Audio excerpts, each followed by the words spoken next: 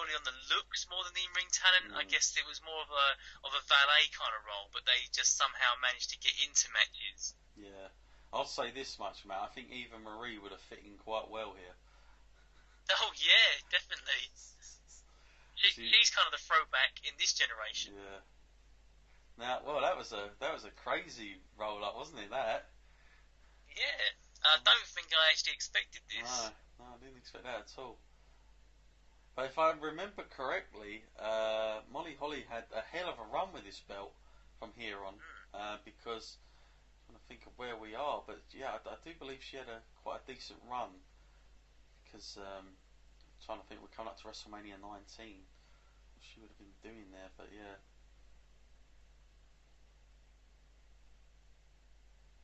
But yeah, the way that ended, very, very fast. Yeah, I was expecting a kind of Trish win, actually. Yeah. Let's see all this again.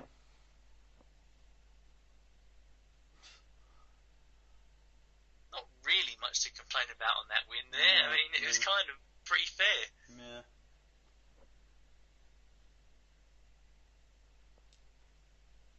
Oh, he's wearing it. It's my favourite Kurt Angle hairstyle, that one. So yeah, the baldness had set in this point, Matt. That had already happened. And again, I remember. Go on, mate. That hair versus hair story was so quite actually funny. I remember that Kurt Angle was really being quite cocky about it, and he was showing pictures on the Titantron of Edge with a bald head, and that was scary. Yeah, it was scary. Yeah, I remember all that. How about this for a match then, Matt? You'll see it when it comes up, I'm sure.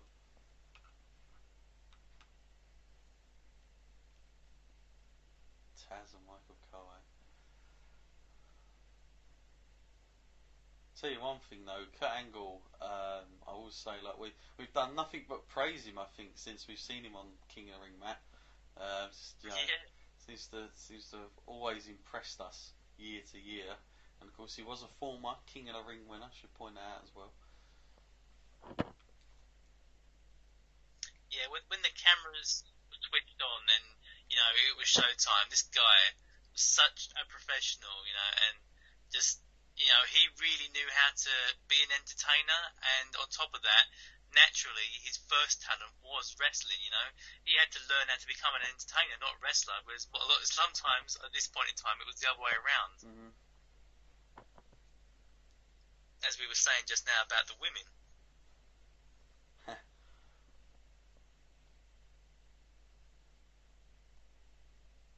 Yeah, let me know when you get onto the screen of the matchup screen, Matt. Yeah. Hold down. The catchphrase, it's true.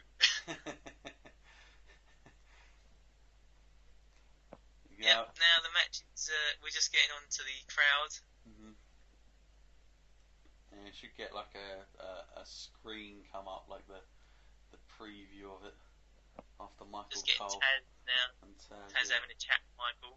And man, this is the young Michael Cole here. He lost the frosted tips though. He's looked young all the way through these King of the Rings that we've had. I've got Kurt Angle versus Hulk Hogan on the board. The one. Now this is another match, Matt, where we talk about Guerrero and Ric Flair being something that is iconic. This is as iconic, isn't it, in a lot of ways? Oh yeah, I mean I've got to say it. This is amazing. I don't really remember this kind of stuff. I really should revisit the year 2002 more often, because some of the actual matches they've had on this is amazing. And they're going to have now Hogan versus Angle. Cool. This is what I'm talking about. I mean, you really got your money's worth for pay-per-views here when they've done the joint pay-per-views, because I think I honestly believe this, Matt. Other than, I will say, the last golden age, maybe you go back to, say, I mean, even the Attitude Era, as good as it was, Matt, everybody was, I'm going to say, over. But in terms of name power, this is 100% by far one of the, the sort of best rosters that they ever had. Effectively. It was just unbelievable in that sense.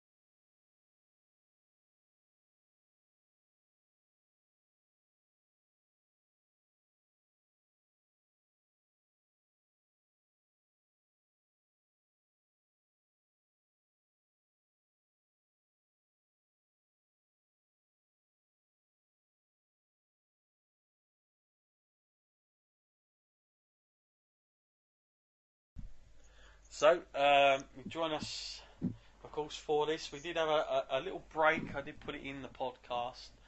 So if we do sound a little bit different, because I know people's voices do change depending on what time of the day it is, especially when you do podcasts and you go back to something. I always notice that. So if you guys are like, hang on a minute, they sound different. That's why. Literally, we different day, different maybe the same time of night. But Matt, we're on to Hulk Hogan now, and I know that we said last, when we were talking in our last match that we got to see Ric Flair and Eddie. Now we're getting another sort of huge kind of match up in a way, and as I said, I'm quite surprised the depth of talent 2002 offered. Almost spoiled. I feel seeing all this sort of name power, because it's not like Hogan's even in any sort of main event kind of spot here, is it?